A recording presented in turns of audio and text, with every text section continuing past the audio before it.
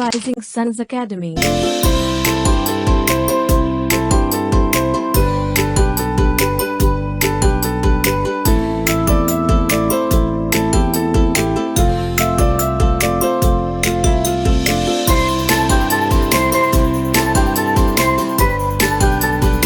नमस्कार दोस्तों, आप सभी का बहुत बहुत स्वागत है आपके अपने इस प्लेटफॉर्म पर।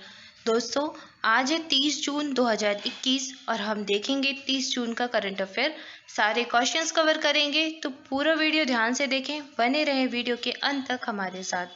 और गाइज, ये जो सेशन है, ये जो वीडियो है करंट अफेयर का, ये आप सभी के लिए इम्पोर्टेंट है। जी हाँ, अगर आप किसी भी प्रतियोगी परीक्षा की तैयारी कर रहे हैं तो ये करंट अफेयर का वीडियो जो है वो आपके लिए मोस्ट यूजफुल होने वाला है, मोस्ट इम्पॉर्टेंट है। तो पूरा वीडियो अंत तक देखें, बने रहें वीडियो के लास्ट तक। अपने दोस्तों के साथ शेयर करें, वीडियो अच्छा लगे तो वीडियो को लाइक भी करें और चैनल को सब्सक्राइब करना बिल्कुल ना भूलें। साथ ही साथ कर दें बेल आइकन प्रेस, ताकि जो नया वीडियो है उसका नोटिफिकेशन आपको ईजिली मिल जाए। आइए चलिए स्टार्ट करते हैं। देखते हैं आज का पहला प्रश्न दिवस से संबंधित है। प्रश्न क्या है? राष्ट्रीय सांख्यिकी दिवस, नेशनल स्टैटिस्टिक्स डे, निम्न में से किस दिन मनाया जाता है? बहुत ही महत्वपूर्ण दिवस से पूछा जाता है एग्जाम में, तो याद कर लीजिए। राष्ट्रीय सांख्यिकी दिवस किस दिन मनाते हैं? बताइए आप लोग कब मनाते हैं? इस प्रश्न का सही जो उत्तर है वो हो जाएगा ऑप्शन ए, 29 जून। 29 जून को मनाया जाता है राष्ट्रीय सांख्यिकी दिवस या फिर नेशनल स्टैटिस्टिक्स डे। इस वर्ष की जो थीम है 2021 को इस थीम के साथ मना रहे हैं। थीम क्या है? And hunger, achieve food security and improve nutrition and promote sustainable agriculture. तो ये 2021 की थीम हो जाएगी। ठीक है, न्यूट्रिशन को इम्प्रूव करना है, फूड सिक्योरिटी को अचीव करना है और भुखमरी को ख़त्म करना है। ठीक है, तो ये सारी चीज़ें जो है इस वर्ष की थीम में इंक्लूडेड है, याद कर लीजिए। इसके अलावा आपसे एक चीज़ और पूछी जाती है, वर्ल्ड स्टैटिक डे। अगर आपसे पूछ ले कि वर्ल्ड स्टैटिक डे कब मनाते हैं, तो ये मनाया जाता है 20 अक्टूबर को। 20 अक्टूबर को ये मनाते हैं वर्ल्ड स्टैटिक डे।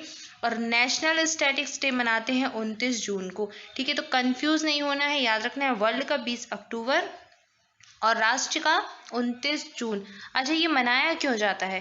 तो ये मनाते हैं पीसी महालनोबिस की जयंती के अवसर पर। 29 जून को पीसी महालनोबिस, जो कि एक सांख्यिकीविद थे, उनका होता है जन्म दिवस। तो उन्हीं की जो बर्थ एनिवर्सरी है उसी को सेलिब्रेट करने के लिए 29 जून को ये दिवस मनाया जाता है। और सबसे पहली बार हमने कब मनाया था? 2007 में। 29 जून 2007 को ये पहली बार सेलिब्रेट किया गया था। तब से अब तक लगातार इस वर्ष को 29 जून के दिन सेलिब्रेट कर रहे हैं। ठीक है, तो पीसी महालनोबिस की बर्थ एनिवर्सरी होती है 29 जून को। ऑप्शन ए इस प्रश्न का सही उत्तर था, याद रखिए। और इस वर्ष की थीम भी याद रखिए। ठीक है, आइए बढ़ते हैं आगे, अगला प्रश्न देखते हैं।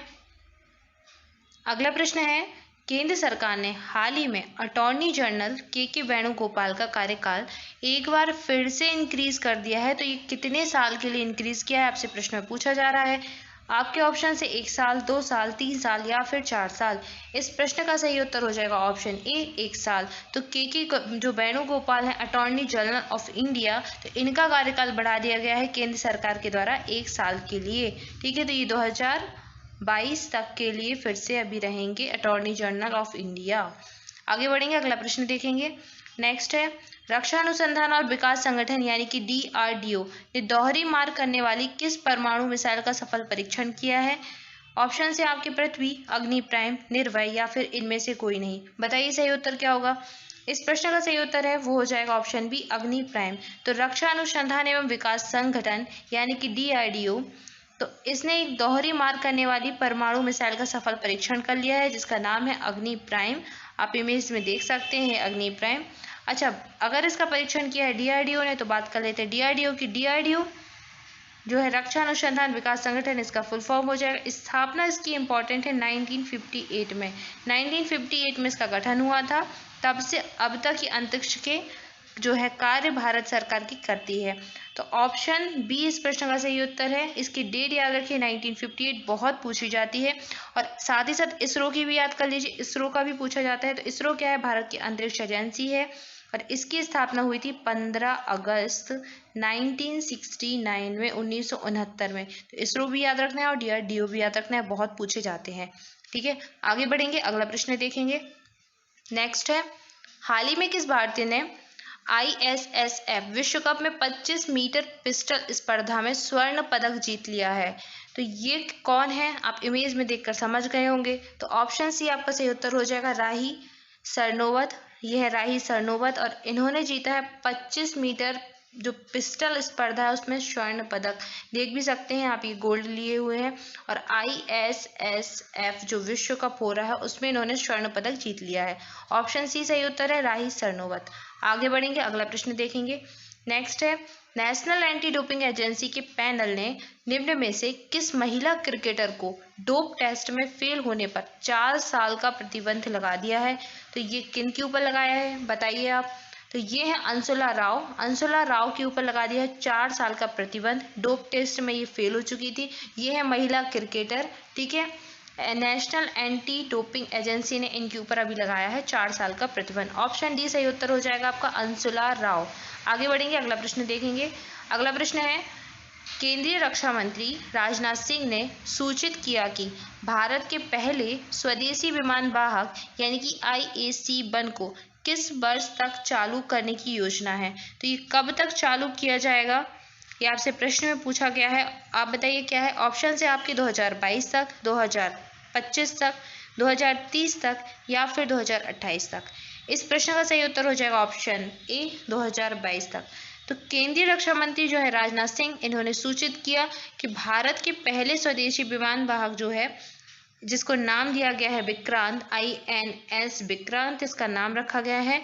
तो इसका जो है परिचालन शुरू हो जाएगा 2022 तक, ठीक है। तो 2022 तक इसको चालू कर लिया जाएगा, चालू करने की योजना है। ये ऐसी सूचना दी है केंद्रीय रक्षा मंत्री राजनाथ सिंह ने। ऑप्शन ए इस प्रश्न का सही उत्तर था।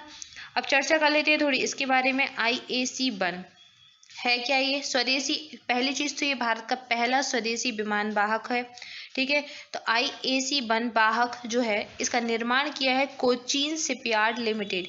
किसने, कोचीन शिपयार्ड लिमिटेड ने इसका निर्माण किया है, जो कि कोच्चि केरल में स्थित है। कोच्चि केरल में स्थित हो जाएगा, ठीक है। अब ये है, इसका जो निर्माण कार्य किया गया है ये पब्लिक प्राइवेट पार्टनरशिप के द्वारा किया गया है, यानी कि सार्वजनिक और निजी भागीदारी के तहत इसको बनाया जा रहा है। और इसमें जितना सामान यूज हुआ है, जितनी निर्माण सामग्री यूज हुई, जितना इस्तेमाल किया गया है, चाहे वो डिजाइन को लेकर हो, चाहे वो स्टील को लेकर हो, चाहे हथियार, सेंसर, जितनी भी चीज है, उसमें 75% तक जो है वो स्वदेशी है, ठीक है। इसलिए ये भारत का पहला स्वदेशी विमान वाहक है, ठीक है। अब बात करें इसके ऊपर, तो ये क्या है, तो ये नौसेना में शामिल होने से पहले समुद्री परीक्षणों की श्रृंखला से गुजरेगा, ठीक है। बहुत सारे इसके परीक्षण किए जाएंगे, फिर इसको शामिल किया जाएगा। इसका नाम रखा गया है INS विक्रांत।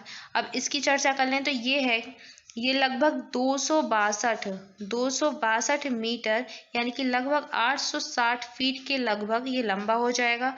और 62 मीटर यानी कि 62 मीटर यानी कि 203 फीट, कितना, 203 फीट के लगभग ये चौड़ा हो जाएगा, ठीक है। इसकी जो चौड़ाई है वो हो जाएगी 203 फीट और ऊंचाई यानी कि लंबाई है वो हो जाएगी 860 फीट, ठीक है। और अगर मीटर में पूछे तो 262 और 203, ठीक है।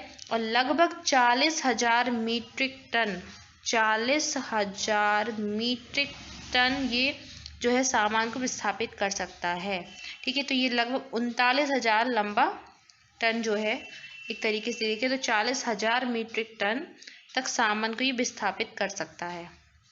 तो इतनी जानकारी आपको इस प्रश्न से संबंधित याद रखनी है। मीट्रिक टन में पूछे तो 40,000 और अगर टन में पूछे तो 39,000 के लगभग, इतना ही है, 40-39।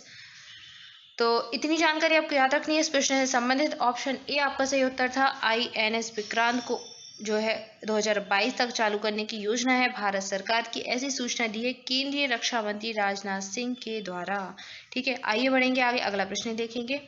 अगला प्रश्न है, निम्न में से किस देश ने विशाल बेहेतन जल विद्युत संयंत्र की 2 इकाइयों को ऑपरेशनलाइज किया है, जो दुनिया भर में निर्माणाधीन सबसे बड़ी जल विद्युत परियोजना है।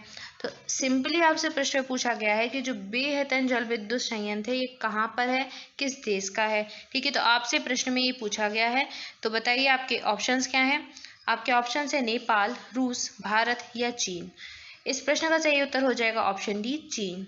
तो चीन ने विशाल बेहतन जल विद्युत संयंत्र की 2 इकाइयों को ऑपरेशनलाइज किया है और जो दुनिया भर में निर्माणाधीन सबसे बड़ी जल विद्युत परियोजना है। ठीक है, तो बेहतन जल विद्युत परियोजना का निर्माण चाइना 3 जो गॉर्जेस कॉरपोरेशन है इसके द्वारा किया जा रहा है और दुनिया के सबसे बड़े हाइड्रो पावर प्लांट का संचालक है ये। ठीक है, तो इस परियोजना में कुल जो है स्थापित क्षमता होगी कितनी, 16 मिलियन किलोवाट की। 16 मिलियन किलोवाट तक की इसकी क्षमता है विद्युत उत्पादन करने की और इस दुनिया की सबसे बड़ी जल विद्युत परियोजना बन जाएगी अगर इसका उत्पादन कार्य शुरू हो गया तो।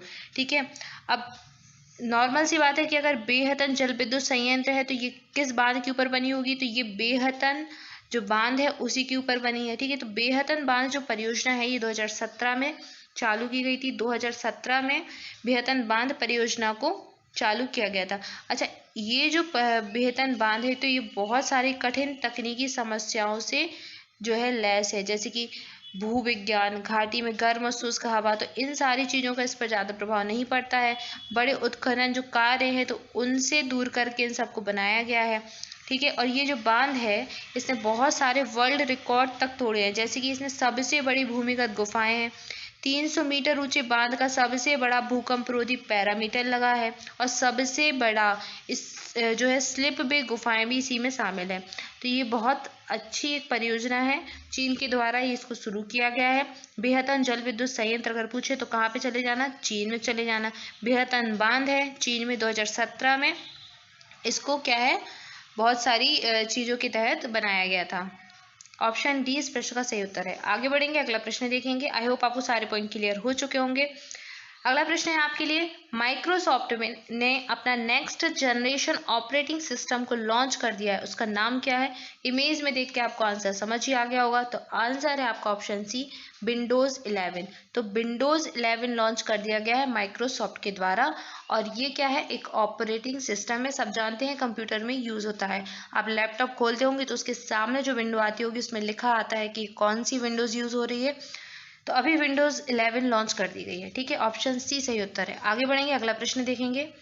नेक्स्ट है, विदेशी प्रजातियों वाले फलों के निर्यात को बढ़ावा देने के लिए ड्रैगन फ्रूट को किस देश में निर्यात किया गया है।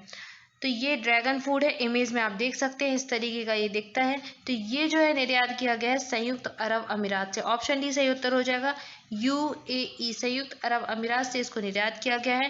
और ड्रैगन फ्रूट ये इस तरीके का दिखता है। अच्छा, इसको कमलम भी कहते हैं क्योंकि कमल के तरीके से दिखता है, इसलिए हिंदी में इसको कमलम कहते हैं और वैसे इसको ड्रैगन फ्रूट कहते हैं। तो संयुक्त अरब अमीरात से इसको निर्यात किया गया है। ऑप्शन डी सही उत्तर है। अगला प्रश्न देखेंगे। नेक्स्ट है, किस IIT संस्थान ने कोविड-19 के लिए रैपिड एंटीजन टेस्ट किट विकसित की है। तो ये किस IIT के द्वारा विकसित की गई है, तो ये की गई है ऑप्शन ए सही उत्तर है आपका, दिल्ली के द्वारा। IIT दिल्ली ने इसको विकसित किया है। कोविड-19 की रैपिड एंटीजन टेस्ट किट है, ऑप्शन ए सही उत्तर हो जाएगा।